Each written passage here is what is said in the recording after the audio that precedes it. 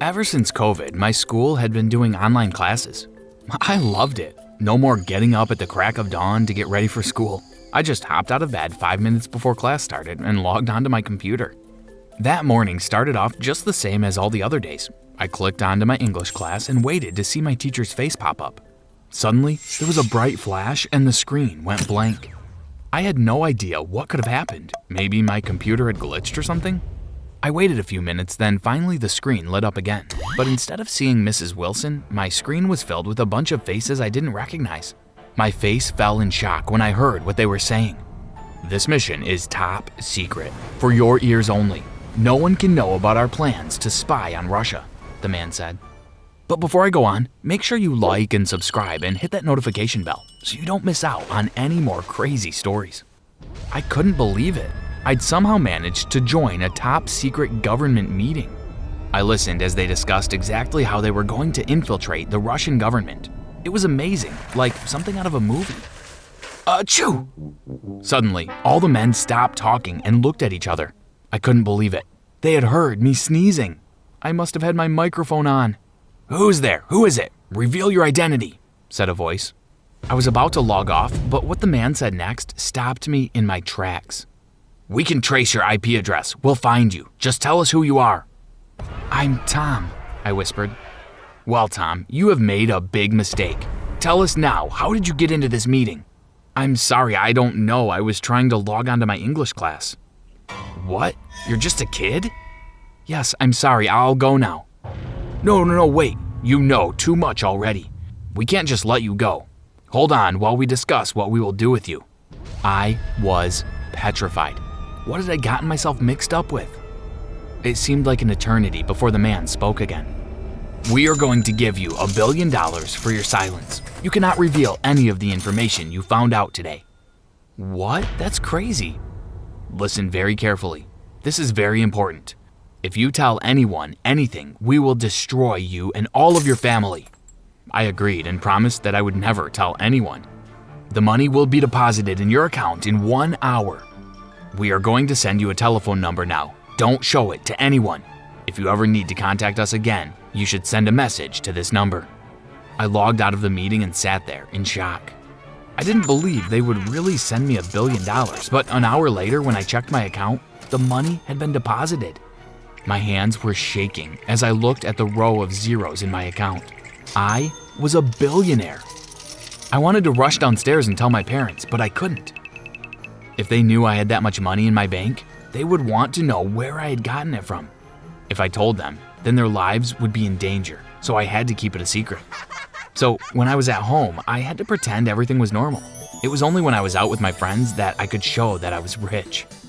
At first, my best friend Robbie kept on asking me how come I had so much money, but I managed to convince him that I had found some online work and he believed me. Anyway, he was happy too. I bought him presents and paid for him to go to the movies and to nice restaurants with me. I was so happy. It was nice not to have to worry about money anymore. The only thing I didn't like was that I was still single. Robbie and I were sitting talking one day and I told him that I wished I had a girlfriend. "You know what?" I said. "I'm going to ask Tanya to go out with me." "Oh no, don't do that," Robbie said. "Why not?" "You're probably going to frighten her off. You need to take things slowly." I wasn't convinced that Robbie was right, but I decided to take his advice. Maybe it was better to wait a bit longer. I didn't want to scare her away. "I guess we should just be friends for now. I'll take my time," I told him. It wasn't long after that, when I was watching TV, that I received a text message that would change everything. "I know that you know something. That's how you got all your money. Give me half, or I will tell everyone about the mission to spy on Russia. They will think that it's you that has let the secret out. They will destroy your family." My heart sank. I had no idea who had sent the message, but this was going to ruin everything. I didn't want to give up half of my money, but what choice did I have? I couldn't risk my family getting hurt. I knew what I had to do. I called the number that the government had given me. It rang twice, and then a man answered. "Yes, Tom, what do you want?" "I need to meet you." They told me to wait until 10 o'clock and walk to the end of my street. They said that I should wait in the doorway of the last shop. I watched as the minutes ticked away. Finally, it was 10 o'clock. I made my way down the dark street and stood waiting. A few minutes later, 2 men wearing dark suits approached me. "Follow us," they said. They led me down a dark alley, out of sight of anyone. "What's the problem?" they asked. I told them all about the message I had received. I thought I should tell you. Someone else obviously knows what your mission is, I said. They told me to send a text back agreeing to the demands. Arrange to meet him or her at the park at lunchtime tomorrow, they said. We will come and take care of everything. When I got home, I sent the reply. I'll be sitting on the park bench wearing a blue baseball cap. The following day, I set off to the park. I was so nervous. My stomach was in knots. I saw a boy sitting on the bench. He looked about my age. As I got a little closer, he looked up. My mouth dropped open in surprise. It was Robbie. He was the blackmailer? I couldn't risk anything happening to my best friend, so I called my contact. Abandon the plan, I shouted. It's my best friend. You can't take him. Okay, well, you better deal with it, he said. Make sure this information never gets out. I went and sat down next to Robbie. Have you got the money? He asked. How did you know? Haven't you figured it out yet? I was the one that hacked your system. I got you into that meeting. That's when I remembered what had happened. The flash of light must have been when he hacked into my computer and joined me in their meeting. I just wanted you out of the way. I thought they would terminate you. I never expected them to pay for your silence. But why did you want me out of the way? Because I wanted a chance with Tanya. My mouth fell open. What? Is that why you tried to stop me from dating her? I had no idea that you liked her. You didn't need to go to all that trouble. If you had told me that you liked her too, I wouldn't have stood in your way. I promise you, I won't date her. Robbie rubbed his face. He looked stressed. I know, you're right. I just got really jealous. I'm so sorry. I've been so stupid. You can keep the money. It was tempting to keep all the money to myself, but I knew that I had to be fair. No, actually, you deserve your share. If it wasn't for you hacking into my computer, I wouldn't even have the money. You're my best friend, and I want to share it with you. You're insane. Robbie and I spun around to see who had spoken. It was Tanya. How long have you been standing there? I asked. Long enough to hear what he has done to you. I can't believe you'd do something like that to your best friend, and all because of me.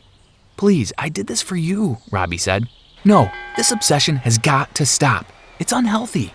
You shouldn't be willing to throw your best friend under the bus. Just have a chance with me. Robbie looked like he was about to cry, but what Tanya said next made it even worse. Anyway, you were wasting your time. I would never have dated you. I've always liked Tom. I looked at Tanya in shock. Did she really just say that? I looked at Robbie to see what his reaction was going to be. Well, you're welcome to each other. I hope you'll both be very happy, he said sarcastically. With that, he stormed off out of the park. After that, I didn't hear from Robbie again. When I tried to contact him, he just ignored my calls. At school, he just avoided me. I was sad that we had lost our friendship, but I had Tanya, and that was worth much more to me. We started dating, and it wasn't long before things got really serious between us. My parents loved her, and her family liked me too. It was her birthday coming up and also our 6-month anniversary, so I wanted to do something special for her. I decided I was going to book a holiday for us at the lakes. She was so excited when I told her about our trip. Oh, Tom, I can't believe it. I've always wanted to go stay at the lakes. Thank you so much. I showed her the photos of the log cabin we were going to stay at. It's got a real fire and a hot tub in the yard, I said. We can go for long walks in the forest and relax by the fire in the evening. Oh, it looks so romantic. I can't wait, she said. We packed up our bags and caught the bus out of town. It was so nice watching out of the window as we left the city behind and the view turned to mountains and trees. It took us about 4 hours to get there, and it was already dark when we arrived. The manager showed us to our cabin, and we settled in for the evening. Let's have an early night tonight, and then we'll be bright and fresh for a walk in the morning, I said. The following day, we were up at 6 a.m. Tanya made us some breakfast while I packed up a bag with supplies for our walk. By 7:30, we were on our way. The site manager had given us a map of the surrounding areas, and we had chosen a route that went through the forest and beside the lake. The sun shone bright as we made our way through the forest. We walked for about half an hour through the trees until eventually came out beside the lake. The water glistened in the morning sunlight. I honestly don't think I ever felt so happy in all my life. Everything was perfect. Suddenly, I felt someone push me from behind. I fell flat on my face on the ground. I tried to roll over onto my back, but I couldn't turn over. I heard Tanya scream, No, leave him alone. The fear in her voice gave me the energy I needed.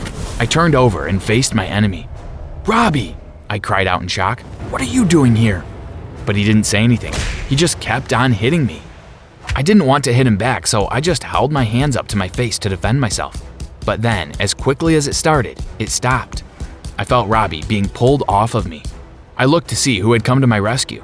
It was my contacts from the government. How did you know I was here? They held Robbie between them. We've been following you everywhere you've gone. The information that you have is too important. We couldn't risk anyone trying to get it out of you, so we have been keeping an eye on you. It annoyed me that they had been stalking me the whole time, but I suppose they had probably saved my life. Well, it looks like you got here just in time. I looked at Robbie. Why did you attack me? I hate you. I will never forgive you for what you have done to me. I realized then that all this time, Robbie had been bottling up his feelings. It must have been eating away inside him until he had finally burst. Robbie, I never meant to hurt you. I miss our friendship. Is there any way we can be friends again? There is one way, said Robbie. If you finish with Tanya, we can go back to being best friends again. So what do you think I should do? Should I give up Tanya to get my best friend back again? Please tell me in the comments below.